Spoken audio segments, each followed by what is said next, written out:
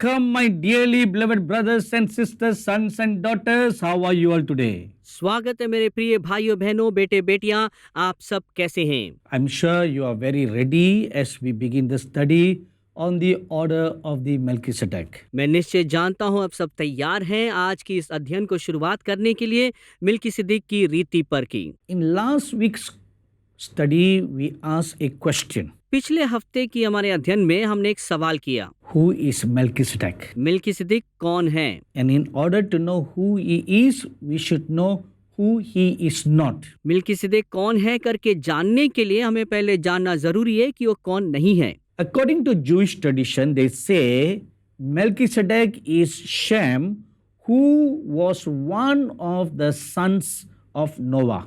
यहूदी पारंपरिकता के अनुसार मिल्कीसिदक वो शेम है जो नूह की वंश में से है। Now, there is a problem with this assumption. इस काल्पनिक के विरोध में कुछ ऐसी समस्या है। Shem cannot be the Melchizedek because we know Shem's father, mother, and his genealogy. Shem जो है मिल्कीसिदक नहीं हो सकता है क्योंकि शेम की माता पिता उसकी वंशावली क्या है करके जानते हैं। Furthermore, if Shem is the Melchizedek, why change the name? अगर आगे हम देखें, अगर शेम मिल्कीसिदक होता तो उसने अपना नाम क्यों बदल दिया? And how did he come to settle down in Canaan? वो कैसा कानान में आके रहने लग गया? And some Bible scholars say that this Melchizedek is none other but a Canaanite prince.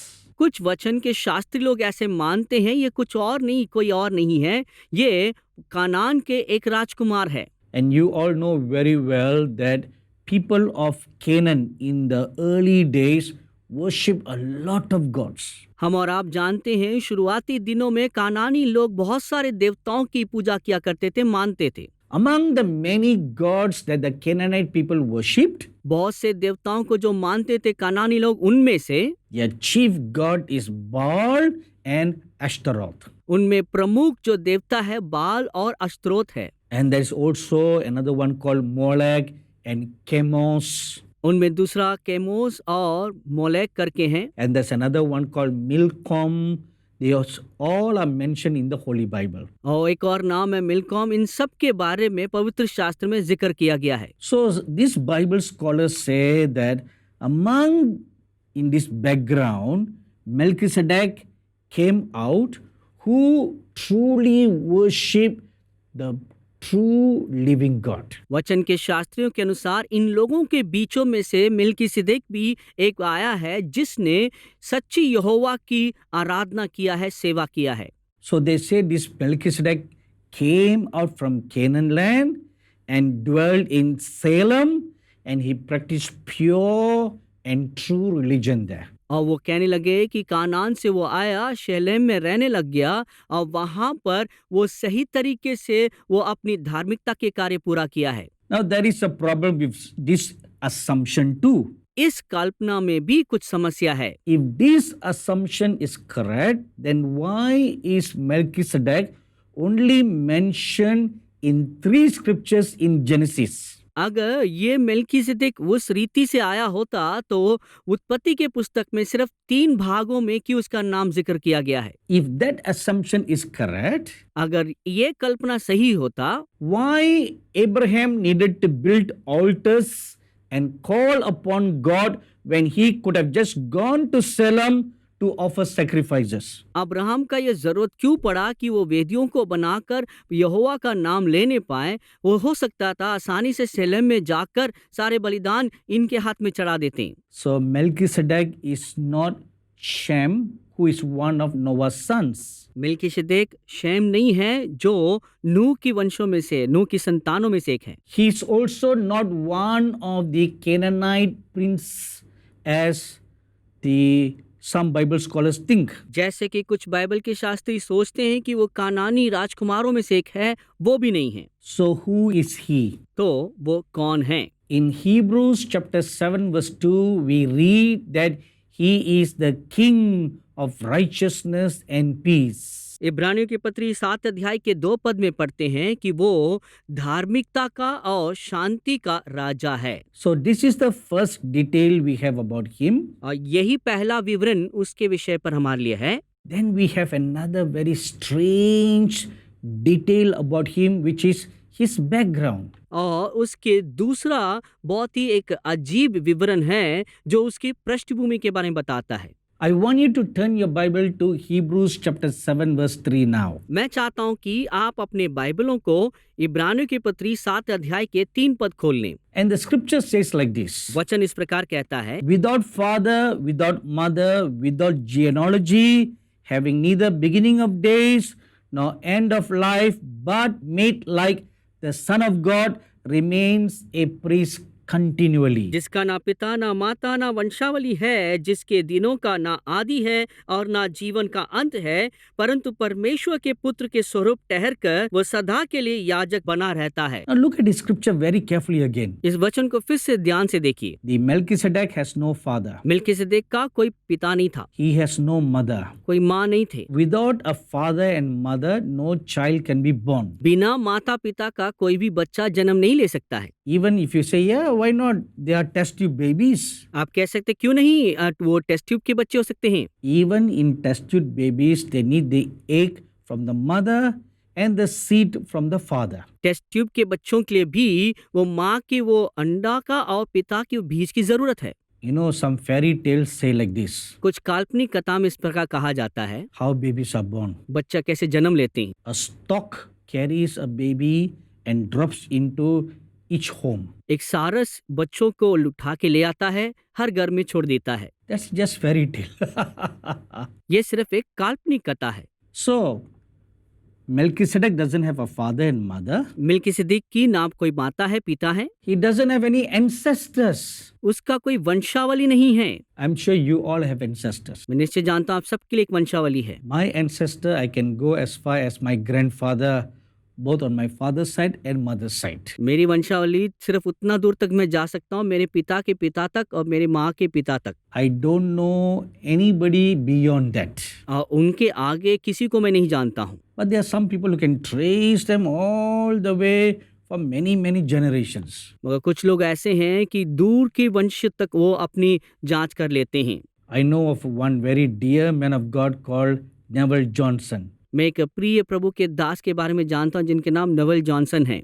I'm sure you have heard about him. मैं निश्चय जानता हूँ आप भी उनके बारे में सुने होंगे। Once we were talking about some ancestry. एक बार हम पूर्वजों के विषय में बात कर रहे थे। So he told me that he traced his ancestry all the way right up to King James of England. उन्होंने कहा अपने वंशों को वहां तक उन्होंने जांच लिया जो इंग्लैंड का राजा या जेम्स था वहां तक। It was really proven that his ancestry goes that. वाकई में साबित किया गया उनके वंशावली राजा जेम्स तक जाता है। So from that day I used to tease him. तब से मैं उनको जो है मजाक किया करता था। Oh, King James, welcome.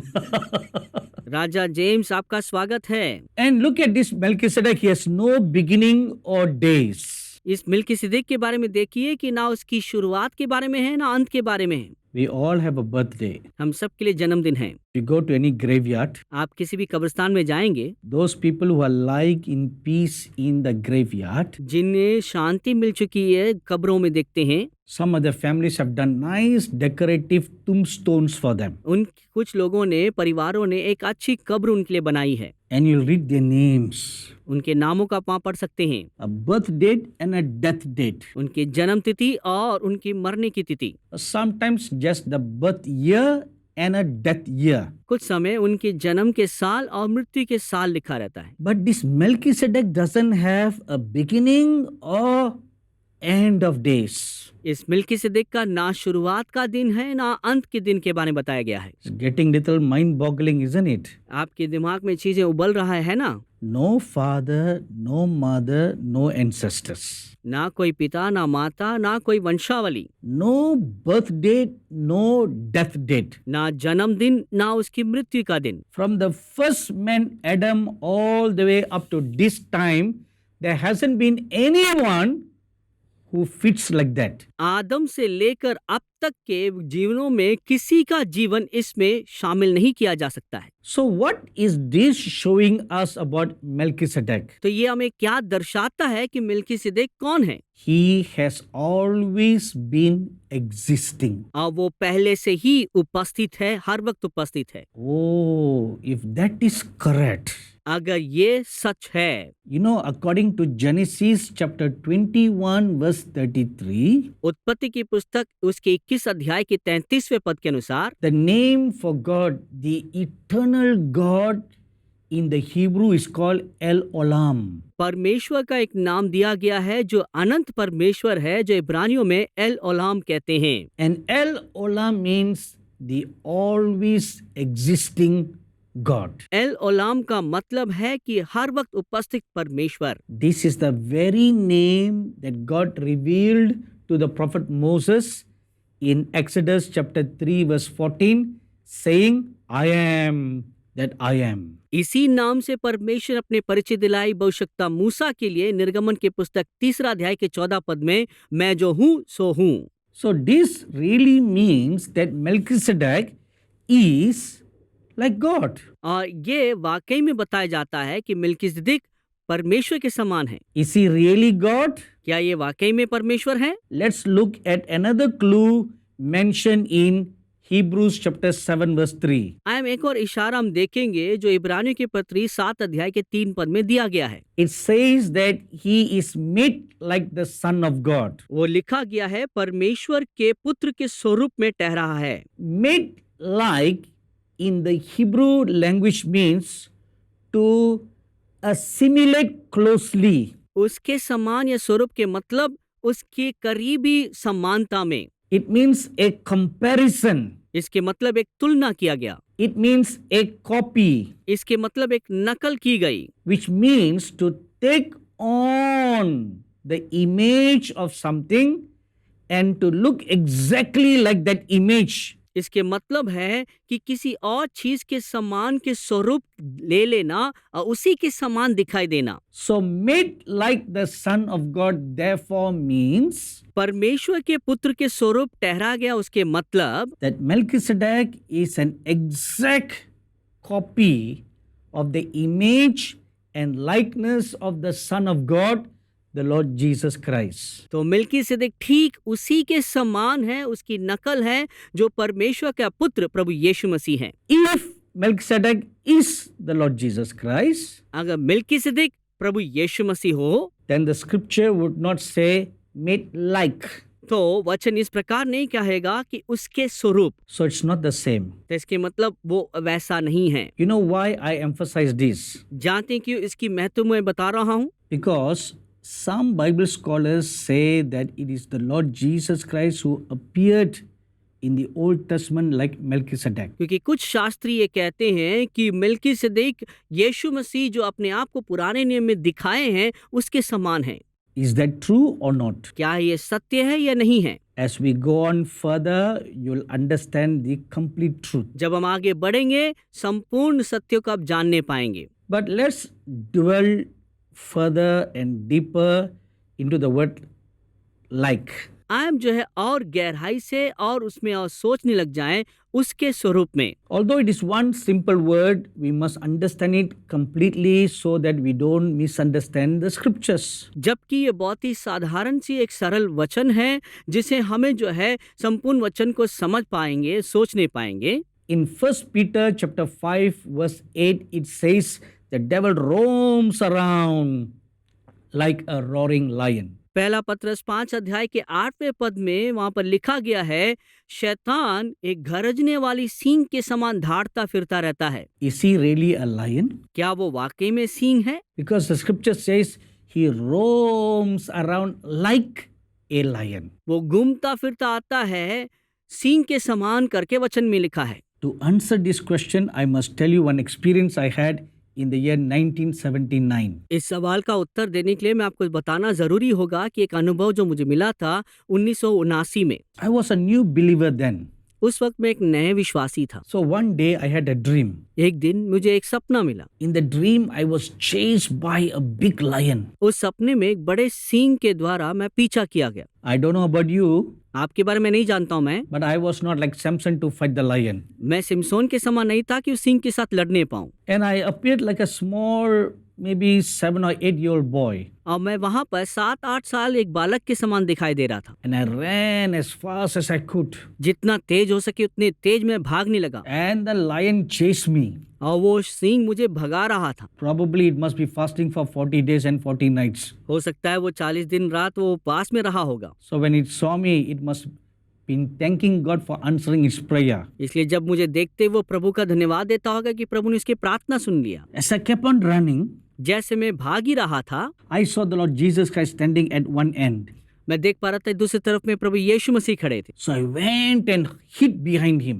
मैं सीधा जाके उनके पीछे छुप गया। The lion came running and stood about 6 feet away from the Lord Jesus. Singh दौड़ते हुए यीशु मसीह से 6 फुट दूरी में रुक गया। I hid behind the Lord Jesus like a small little frightened boy hiding behind his mother. मैं जाके यीशु के पीछे ऐसे छुप गया जैसे कि छोटा सा बालक अपने माँ के पीछे जाके छुप जाते हैं। The Lord put his hand behind him and brought me to come and stand in the front. और प्रभु यीशु मसीह ने अपने हाथ मेरे पीठ के ऊपर रख के मुझे आगे ले आके खड़ा किए। He said, "Come and stand. उन्होंने कहा कि खड़े हो जाओ, Don't be afraid." डरो मत। I said, "No, Lord, there's a lion there." मैंने कहा नहीं प्रभु, वहां पे तो सिंह खड़ा है। He said, "Don't worry, come and stand beside me." कहने लगे डरो मत, मेरे बगल में आके खड़े हो जाओ। So, although assured, I was still afraid, but I came and stood by the side of the Lord Jesus. हाँ, मैं डरा हुआ ही था, फिर भी आके प्रभु यीशु के बगल में खड़ा हो गया। And the lion was standing there and just looking around. और वहाँ पे वो सिंह खड़ा हुआ है और देख रहा है। He didn't seem afraid of the Lord Jesus. वो ऐसे नहीं लग रहा है कि यीशु के देख के डरा हुआ है। Then the Lord told me, तब प्रभु ने कहा, "Take a good look at the lion." आप उस सिंह को ध्यान से देखो। When I did, जब मैंने किया, found to my great surprise that it was a female lion. मैं बहुत ही आश्चर्यचकित हुआ क्योंकि वो सिंह एक स्त्रीलिंग था। I am sure you know the difference between a male lion and a female lion. मैं निश्चय जानता हूँ आप भी वो उस अंतर को जानते होंगे पुल्लिंग और स्त्रीलिंग वाली सिंह के बीच में। So with excitement, I told the Lord Jesus, "Lord, it is a female lion." मैं उत्सुकता से कहने लगा, प्रभु ये तो स्त्रीलिंग वाली सिंह है। Then the Lord told me, "Take a good look at his mouth." और तब प्रभु यीशु ने कहा उसके मुंह की ओर ध्यान से देखो। And when I took a good look at his mouth, जब मैं उसके मुंह पे ध्यान से देखा, and the lion seemed to yawn exactly at the same time.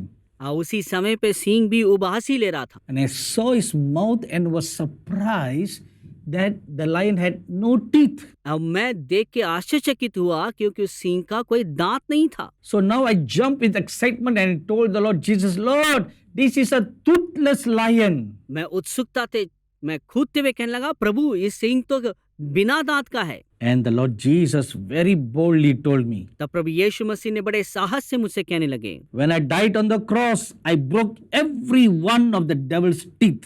जब मैं क्रूस पे मरा था मैं शैतान के हर दांत को तोड़ दिया। Then he made a statement that made a deep impression in my little heart at that time, which has never gone away till today. और तब प्रभु यीशु मसीह ने मेरे दिल के अंदर एक ऐसी छाप बना दिया कि आज तक मैं उसे भूल नहीं पा रहा हूँ। He said the devil roams around like a lion.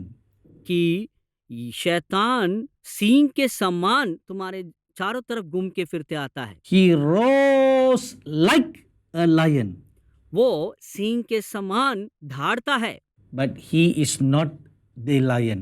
मगर वो सिंह नहीं है। He just pretends to be like a lion. वो सिर्फ नकल करता है कि सिंह के समान। But I am the lion of the tribe of Judah, the Lord said very triumphantly. परमेश्वर एक बड़े जय की आवाज के साथ कहने लगे, मैं ही यहूदा कुल का सिंह हूँ। I am the real lion. मैं ही एक वाकई सिंह हूँ। I am inside you. मैं तुम्हारे अंदर हूँ। Greater is he that is in you than he that is in the world. तुम में जो है, जो संसार में है, उससे भी महान है। Then the Lord Jesus looked at me and he said, तब प्रभु यीशु मसीह ने मुझे देख के कहा, "Now you command this lion to flee." अब इस सिंह को आदेश दो कि भाग जाए। You know, those days I never knew anything about the Bible. उन दिनों में मैं ये बाइबल के बारे में बहुत कुछ नहीं जानता था। Later on I write in the scriptures, बाद में मैं वचन में पढ़ने लगा, resist the devil and he will flee from you. शैतान का सामना करो, वो तुमसे भागेगा। I saw the scripture come alive that day. और मैं ये वचन जीवित उस दिन में अपने जीवन में अनुभव किया। So the Lord told me, now you rebuke that lion.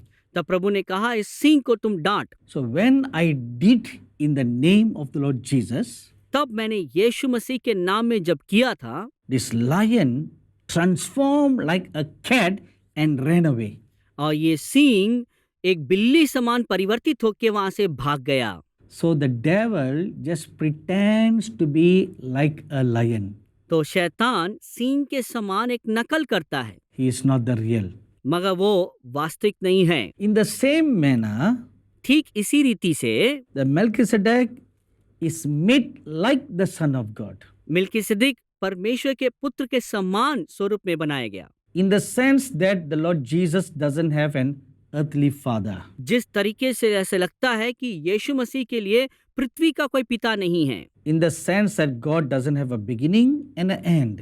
जिस तरीके से जैसे परमेश्वर का ना कोई शुरुआत है, अंत है। So if Melchizedek is not the Lord Jesus Christ, अगर मिल्कीसेदेक वो प्रभु यीशु मसीह ना हो, then who is Melchizedek then? तब मिल्कीसेदेक कौन है? This is a question I want you to ponder. इसी सवाल के ऊपर मैं चाहता हूँ कि आप सोच विचार करिए। This is a homework I'm giving you now.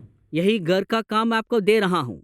So you ponder, you meditate, आप इस पे मनन करिए, ध्यान करिए, and then you write to me what you feel is this answer. और इसका उत्तर क्या होगा करके आप मुझे लिख के बताइए। And we'll continue this subject next week. और इस विषय को हम अगले हफ्ते जारी रखेंगे। God bless you all. परमेश्वर आप सबको आशीष दें। If you are blessed by this program, please send your testimonies and feedbacks to Angel TV, Villivakkam, Chennai 600049, Tamil Nadu, India. Our email ID is programs.hindi@angeltv.org. अगर आप इस कार्यक्रम से आशीषित हैं, तो अपनी गवाही और विचार हमें इस पते पर भेजिए। Angel TV, Villivakkam, Chennai 600049, Tamil Nadu, Bharat. हमारा ईमेल आईडी है programs.hindi@angeltv.org।